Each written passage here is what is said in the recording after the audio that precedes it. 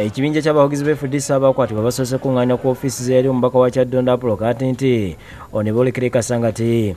Kyokka ku poliisi e Kasangati wabadde okusika omuguwa n'abasirikale nga bakulembeddwamu Osinda olwa David Wills bw'asoose n'abagaana okuyingira nga bagamba nti badde tebalina kujja nga beetimbye emijoozi gino. Ekintu ekireese wakajagalo ku poliisi n'okuwanyisiganya ebisongovu era gye biggweredde nga poliisi epondose n'ebaleka. Buli omu agenda akyuse oba bondi yammwe oba biki. There is no need of this to go mu byakatemba. Kali bw'oba ojja okuripotinga kyetaagisa ekyo nakyo. Bateekako mingi nnyo, batutulugunya, bakola biki byonna byonna ate batuganya oyingira ku poliisi.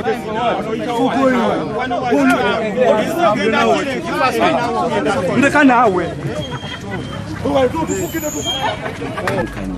Kubanga omuntu okujja ng'ayambadde essaati obusaati n'omugamba nti omwambule ose abadde agezaako okutulemesa okuyingira ng'agamba tuddeyo tuggyemu engoye ze twambadde. Naye tugezezaako okukibalaga nti zino ngoye era tezirina buzibu bwonna nabo. Wanira ku poliisi gye basinzidde ne balaga obutali bumativu eri poliisi ku ngeri gye bayisizaamu ng'ate yabasaba okuddamu okweyanjula gy'eri.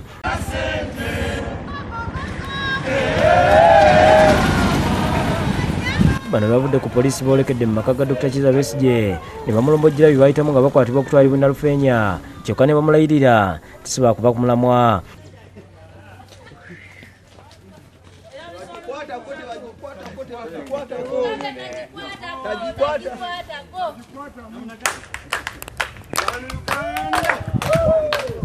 Oluvanyuma Dr. Besigye ayogedde ku gye bali n'abakuutira okusigala nga bagumu. Ono era abasabye okusigala nga bali mumu, kyokka n'abategeeza nti balina okukoma okweryamu enko kubanga singa tezaali nkwe abaakwatibwa baali tebasobola kumanya wa gye baali bakubye enkuŋŋaana zino. Bw'ati era ayongeddeko n'akakasa nga bwaliko obukodyo obupya bw'agenda okubasomesa era bakozesa okutuusa bwe banaawangula olutalo lwe baliko olw'okununula eggwanga lino awatali kukozesa mundu.